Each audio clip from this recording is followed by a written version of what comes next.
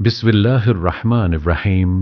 اللہ تعالیٰ کا لاکھ لاکھ شکر ہے کہ ایک بار پھر رمضان المبارک اپنی رحمتوں اور برکتوں کے ساتھ ہم پر سایہ فگن ہے۔ رمضان المبارک اللہ تعالیٰ کی خاص نعمتوں میں سے ایک نعمت ہے۔ یہ وہ مبارک مہینہ ہے جس میں قرآن پاک نازل ہوا کہ اس مہینے سے ہم کس کس طریقے پر فائدہ اٹھا سکتے ہیں، خصوصی طور پر ہمیں کون سے کام ایسے کرنے چاہیے کہ جس سے ہم اس مہینے سے صحیح طور پر فائدہ اٹھا سکیں۔ اگر دیکھا جائے تو ہمارا دین دو بڑے کاموں کا مجموعہ ہے۔ ایک طرف ہمیں اپنے رب کے حقوق ادا کرنا ہے جس نے ہمیں پیدا کیا، جس نے ہمیں زندگی کی نعمت دی اور بے شمار دیگر نعمتیں عطا کی۔ ہم اس کے احسان مند ہوں، اس کے حقوق ادا کریں، اور دوسری طرف ان انسانوں کے حقوق کی ادائیگی ہمارے دین کا ایک لازمی حصہ ہے، جن انسانوں کے ساتھ ہم اس زمین پر رہتے ہیں، جن کے ساتھ ہمارا دن رابطہ اور واسطہ ہوتا ہے، تعلق ہوتا ہے، اور ایک انسان کی زندگی اسی وقت پرسکون اور خوبصورت زندگی بن سکتی ہے اور دوسری طرف اس زمین پر بسنے والے انسانوں کے ساتھ اچھا سلوک کرے، احسان کے ساتھ پیش آئے۔ جو انسان ان دونوں چیزوں کی طرف توجہ دیتا ہے وہی انسان دراصل ایک اعتدال کی زندگی بسر کرتا ہے، جس کے نتیجے میں انسان اس دنیا میں بھی سکون پاتا ہے اور دوسری زندگی یعنی آخرت کی زندگی بھی اس کی خوشگوار ہو سکتی ہے۔ سب سے پہلے حقوق اللہ تعالیٰ کے حقوق، اپنے خالق کے حقوق کی ادائیگی میں نمبر 1 نماز ہے۔ نماز دین کا ستون ہے، ایک مومن اور کافر کے درمیان فرق ہے۔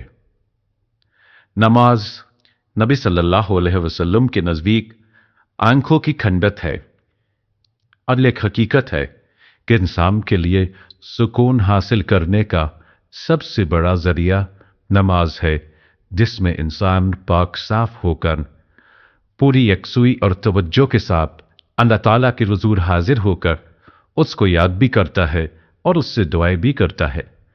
اور اس مہینے میں فرض نماز کے علاوہ خصوصی طور پر نوافل کا اہتمام ضروری ہے، جن میں خصوصاً رات کا قیام تراویح کی شکل میں یا پھر تہجد کی شکل میں، کیونکہ نبی صلی اللہ علیہ وسلم نے فرمایا من قام رمضان ایمانا و احتسابا غفر له ما تقدم من ذنبه، جس میں ایمان اور احتساب یعنی اپنا حساب کرتے ہوئے اور اللہ تعالیٰ سے اچھے اجر کی توقع رکھتے ہوئے صرف اللہ کی رضا کی خاطر رات کا قیام کیا، اللہ تعالیٰ اس کی پچھلے سب گناہ معاف فرما دیں گے۔ تو اس لیے دن کو روزہ اور رات کو تراویح کی نماز، نفل نماز، اس کا خاص اہتمام کرنا بے حد ضروری ہے۔ روزہ نماز کے علاوہ خصوصی طور پر اس مہینے میں قرآن پاک سے تعلق قائم کرنا چاہیے، چونکہ یہ وہ مہینہ ہے جس میں قرآن پاک نازل ہوا۔ شہر رمضان الذی انزل فیہ القرآن، رمضان وہ مہینہ ہے جس میں قرآن پاک اتارا گیا ہے، لہذا قرآن پاک سے مختلف طریقے پر آپ تعلق قائم کر سکتے ہیں، مثلا تلاوت کے ذریعے، رات کو تراویح میں سن کر، یعنی آپ ایسی جگہ پر تراویح پڑھیں جہاں کوئی اچھا قاری خوبصورت انداز میں قرات کرتا ہو، یعنی خود تلاوت کے علاوہ قرآن کے سننا بھی ایک عبادت اور خصوصاً نماز کے اندر اس کا پڑھنا اور سننا عام قرات سے زیادہ اجر و ثواب کو باعث ہے، کیونکہ قیامت کے دن قرآن پاک انسان کے حق میں سفارش کرے گا اور کہے گا کہ یا اللہ اس میں مجھے قیام کی حالت بھی پڑھا۔ پھر اسی طرح قرآن پاک چونکہ ہدایت کی کتاب ہے، اس لیے تلاوت اجر کی خاطر اور ثواب کی خاطر کرنے کے علاوہ، برکت کی خاطر کرنے کے علاوہ اس کا سمجھنا بہت ضروری ہے۔ اللہ سبحانہ وتعالیٰ فرماتے کتاب انزلناہ مبارک لیدبروا آیاتہ، یہ ایک کتاب ہے جسے ہم نے اتارا ہے تاکہ لوگ اس کی آیات میں غور و فکر کریں، ولیتذکر اولو الالباب، اور تاکہ عقل مند لوگ اس سے سبق حاصل کریں، نصیحت پکڑیں۔ ذالک الکتاب لا ریب فیہ ھدی للمتقین، یہ کتاب جس میں کوئی شک نہیں، متقی لوگوں کی ہدایت کے لیے آئی ہے، یہ ایک گائیڈ بک ہے۔ لہٰذا اس مہینے میں ہمیں قرآن پاک کو سمجھ کر پڑھنے کی بھی کوشش کرنی چاہیے۔ کیونکہ عبادت کا مہینہ ہے، اور علم کا سیکھنا سکھانا بہترین عبادت ہے، کیونکہ ایک عالم کو عابد پر فضیلت حاصل ہے۔ تو روزے کی حالت میں جہاں آپ عبادات کی طرف توجہ دیتے ہیں، وہاں افضل ترین عبادت قرآن کے سیکھنے اور سکھانے کی طرف بھی توجہ کیجیے۔ نبی صلی اللہ علیہ وسلم نے فرمایا، خیرکم من تعلم القرآن وعلمہ، تم میں بہترین ہیں وہ لوگ جو قرآن سیکھیں اور سکھائیں۔ لہٰذا جو لوگ قرآن جانتے ہیں، یعنی اس کا ترجمہ جانتے ہیں، اس کا مفہوم جانتے ہیں، وہ ایسی مجلسیں قائم کریں کہ جس میں دوسرے لوگوں تک قرآن کا پیغام پہنچا سکیں۔ اور اسی طرح جو لوگ نہیں جانتے، وہ خاص طور پر ایسے علماء اور ایسے لوگوں کے حلقوں میں حاضر ہوں اور وہاں قرآن سیکھیں، تاکہ ان کی زندگی میں بھی قرآن کی خیر و برکت نظر آئے۔ کیونکہ اللہ تعالیٰ اس کتاب کے ذریعے کچھ قوموں کو بلندی عطا کرتے ہیں اور کچھ قوموں کو ذلیل و رسوا کر دیتے ہیں۔ تو قرآن جیسی نعمت کے ہوتے ہوئے اگر کوئی شخص اس رحمت اور برکت سے فائدہ نہیں اٹھاتا تو وہ خود اپنا نقصان کرتا ہے۔ اور رمضان المبارک قرآن کی طرف رجوع کرنے کے لیے ایک بہترین مہینہ ہے۔ قرآن پاک کے ساتھ تعلق کے علاوہ خصوصی طور پر دعاؤں کا اہتمام کرنا چاہیے۔ روزے کی حالت میں دعا قبول ہوتی ہے، سحری کے وقت دعا قبول ہوتی ہے، افطار کے وقت دعا قبول ہوتی ہے۔ ایک حدیث کا مفہوم کچھ اس طرح ہے کہ افطار کے وقت کی دعا رد نہیں کی جاتی، اس لیے خصوصی طور پر گھروں میں خواتین اپنے بچوں کو، اہل خانہ سب کو افطار سے پہلے دعا کی طرف متوجہ کریں تاکہ ان برکت کے لمحات سے فائدہ اٹھایا جائے۔ اسی طرح قرآن پاک کی تلاوت کے بعد دعا قبول ہوتی ہے، جو عام دنوں کے مقابلے میں رمضان میں زیادہ کی جاتی ہے۔ پھر اسی طرح نمازوں کے بعد، نوافل کے بعد، یعنی بہت سارے مواقع آپ کو رمضان میں ایسے ملیں گے جو دعا کی قبولیت کے ہوں گے۔ ان مواقع سے فائدہ اٹھائیے اور خوب دعائیں کیجیے، اور اس میں اپنے لیے، اپنے اہل خانہ کے لیے، اپنے اہل وطن کے لیے، ملت اسلامیہ کے لیے اور دنیا بھر کے انسانوں کے لیے خوب دعائیں کیجیے۔ کیونکہ جب انسان دوسروں کے لیے دعا کرتا ہے تو اللہ تعالیٰ اس شخص کے لیے فرشتہ مقرر کر دیتے ہیں جو آمین کہتا ہے، اور ساتھ اس شخص کے لیے دعا کرتا ہے جو کسی دوسرے کے لیے دعا میں مشغول ہوتا ہے۔ اور ویسے بھی کسی کے لیے غائبانہ طور پر دعا کرنا جو ہے وہ بھی ایک قبولیت کا باعث بنتا ہے۔ اسی طرح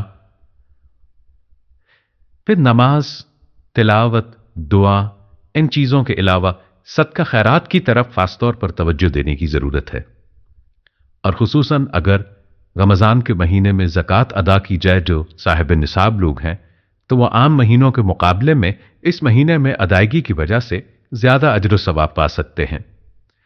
اور یاد رکھیے کہ زکوٰۃ اسلام کے فرائض میں سے ایک اہم فریضہ ہے۔ حضرت ابوبکر صدیق رضی اللہ تعالی عنہ میں ان لوگوں کے خلاف اعلان جنگ کیا جو کلمہ پڑھتے تھے لیکن انہوں نے زکوٰۃ دینے سے انکار کیا تھا۔ قرآن پاک میں 82 مقامات پر نماز کے ساتھ زکوٰۃ کا ذکر بھی آیا ہے۔ یہ ایک اہم فریضہ ہے، اور یہ حقیقت ہے کہ اگر مالدار لوگ اپنے مال میں سے صحیح طور پر زکوٰۃ نکالیں تو اس ملک میں کوئی غریب نظر نہ آئے۔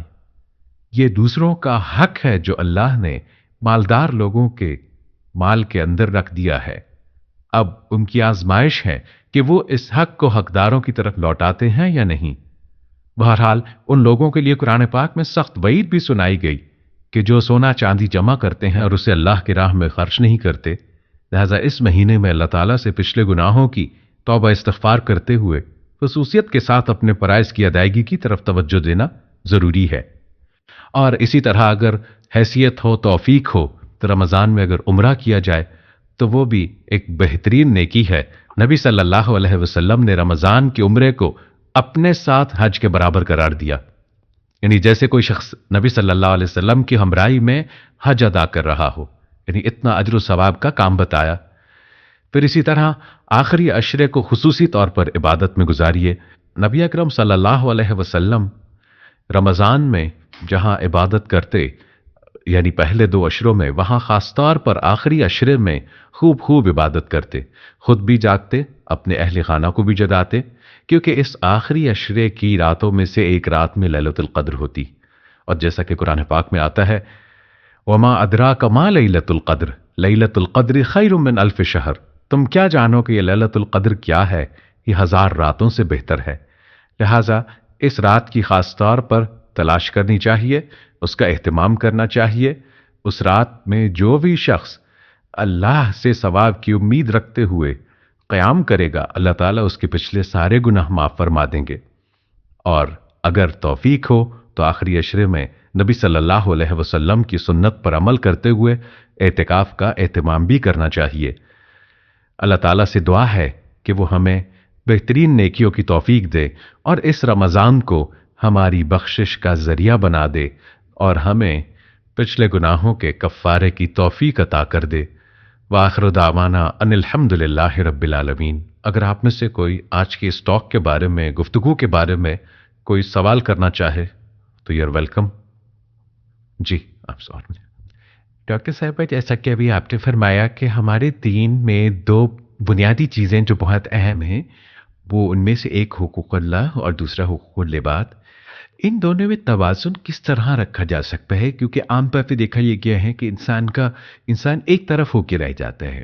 اس کی طرف آپ کچھ بتا کر حقوق اللہ اور حقوق العباد میں توازن قائم کرنا بہت ضروری ہے، کیونکہ اگر کوئی شخص اللہ تعالیٰ کے حقوق کو ضائع کرتا ہے، یعنی نماز روزے سے غفلت برتتا ہے اور صرف انسانوں کی خدمت کرتا ہے، تو یہ بھی کافی نہیں، کیونکہ جس کے ہم پر احسانات ہیں ہم نے اسی کا احسان نہیں مانا، تو دوسرے انسانوں پر احسان کرنا پھر کافی نہیں۔ اور کچھ لوگ ایسا ہیں کہ جو حقوق اللہ کی ادائیگی تو کرتے ہیں لیکن حقوق العباد سے غفلت اختیار کرتے ہیں۔ تو ان دونوں میں توازن کے لیے ٹائم مینجمنٹ کی بہت ضرورت ہے۔ اللہ تعالیٰ نے ہمارے اوپر بہت احسان فرمایا کہ ہماری عبادات کے اوقات مقرر کر دیے۔ مثلا نمازوں کے اوقات مقرر ہیں، روزے کے لیے 1 مہینہ مقرر ہے، حج کا وقت مقرر ہے۔ تو ہم دیکھتے ہیں کہ اللہ تعالیٰ نے اپنے حقوق تو بہت کم ہم پہ رکھے۔ دن میں 5 اوقات میں نماز جو پڑھنا ہوتی ہے، وہ ان کے اوقات اس مناسب طریقے سے رکھے گئے ہیں کہ ہمارے لیے کچھ بھی بوجھ نہیں ہے۔ دن کا ایک بڑا حصہ صبح کا وقت کام کے لیے رکھا گیا، شام میں نمازوں کے اوقات قریب قریب ہیں، لیکن اس میں بھی ادائیگی کچھ مشکل نہیں۔ حقیقت یہ ہے کہ نماز انسان کو ایک اسٹرینتھ دیتی ہے، قوت دیتی ہے، اور اس کو مزید تیار کرتی ہے کہ وہ حقوق العباد کو اچھی طرح ادا کر سکے اور صرف اللہ کی رضا کے لیے ادا کرے۔ وآخر دعوانا ان الحمد